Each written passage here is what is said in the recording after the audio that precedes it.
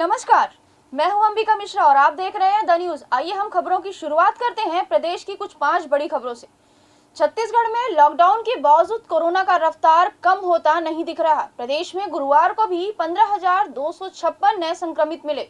स्वास्थ्य विभाग के द्वारा जारी बुलेटिन के अनुसार पिछले 24 घंटे में 9,643 मरीज डिस्चार्ज हुए, तो वहीं 105 लोगों की मौत भी हुई।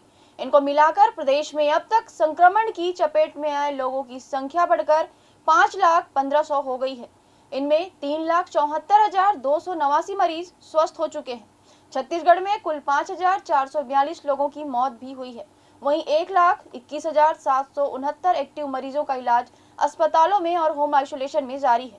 महामारी की भयावहता और लंबे लॉकडाउन की आशंका से असंगठित क्षेत्र के कामगार और रेहड़ी पटरी कारोबारी डरे हुए हैं। प्रदेश में शहरों से गांवों और दूसरे प्रदेशों तक के लिए पलायन शुरू हो चुका है। सीएम भूपेश की पहल के बाद प्रदेश में रेमडेसिविर इंजेक्शन की आपूर्ति लगातार जारी है। पिछले 2 दिनों में प्रदेश को अलग अलग कंपनियों के 11,000 इंजेक्शन मिले। इन्हें सरकारी और निजी अस्पतालों में भेज दिया गया है। हालांकि विशेषज्ञों का अनुमान है कि अभी के हालात में कम से कम 30,000 इंजेक्शन की तुरंत जरूरत है। अगर 2 से 3 दिनों में इतने इंजेक्शन मिल जाते हैं तो थोड़ी राहत की उम्मीद है। खाद्य और औषधि प्रशासन के अधिकारियों के मुताबिक बुधवार को प्रदेश में 2,640 रेमडेसिविर इंजेक्शन मिले थे, जबकि गुरुवार को कुल 8,800 इंजेक्शन की सप्लाई हुई है। इंजेक्शन की किल्लत होने पर सीएम के निर्देशों पर प्रदेश के 2 अफसर मुंबई और हैदराबाद में डटे हुए हैं। वे वहां रहकर इंजेक्शन की सप्लाई करवा रहे हैं।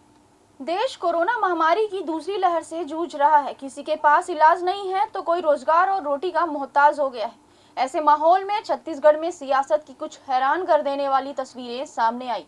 यहाँ की सरकार ने असम से आए कांग्रेस नेताओं की आवाभगत के लिए उन नियमों को ही ताक पर रख दिया जिन्हें संक्रमण रोकने के लिए खुद बनाया था। बस्तर में ये नेता बकरा, भात और शराब का लुत्फ उठा रहे हैं। लॉकडाउन और कर्फ्यू के बीच भी इनके काफिलों पर कोई रोक टोक नहीं है। चित्रकोट के सरकारी रेस्ट हाउस में ठहरे इन उम्मीदवारों की आवाभगत में पूरा सरकारी अमला लगा हुआ है। छत्तीसगढ़ के सुकमा जिले से भेज्जी थाने में सिर्फ आधा किलोमीटर दूर पुलिस के 2 जवानों की हत्या कर दी गई। जिन पुलिस वालों की हत्या हुई है वे भेज्जी थाने में ही तैनात थे। थाने के पास ही पुलिस कैंप भी है। बताया जा रहा है कि दोनों जवान बाइक से बाजार की तरफ जा रहे थे, तभी इनका रास्ता रोककर किसी ने गले पर धारदार हथियार से हमला कर दिया और फरार हो गया। इस घटना को लेकर ग्रामीण कुछ भी नहीं बोल रहे। एसपी केलद्रू ने बताया कि घटना की जांच की जा रही है। जिन जवानों की हत्या की गई है उनके नाम पुनेम हड़मा और धनीराम कश्यप थे। छत्तीसगढ़ में सुरक्षा बलों पर हमले की 23 दिन में यह तीसरी घटना है। घटना के पीछे नक्सलियों के हाथ होने की आशंका भी जताई जा रही है। संयुक्त परिवार से अलग होने की जिद में तिलई की एक नवविवाहिता ने आत्मघाती कदम उठा लिया। उसने पति से विवाद होने पर अपने 14 माह के बेटे को अपनी गोद में लिया और मिट्टी तेल डालकर आग लगा ली। घटना में महिला और उसके बेटे दोनों की मौत हो गई। वहीं दोनों को बचाने के प्रयास में उसका पति भी बुरी तरह से झुलस गया। उसे इलाज के लिए डीके अस्पताल रायपुर में भर्ती कराया गया है। बताया गया कि 2 साल पहले ही दोनों की शादी हुई थी, जिनका महज 14 महीने का बेटा है। पत्नी को संयुक्त परिवार में रहना पसंद नहीं था, इसलिए पति से उसका विवाद हुआ और अगले ही दिन उसने बेटे को साथ लेकर खुद को आग लगा ली। प्रदेश समाचार में फिलहाल इतना ही। आगे की अपडेट्स के लिए बने रहिए द न्यूज के साथ। नमस्कार।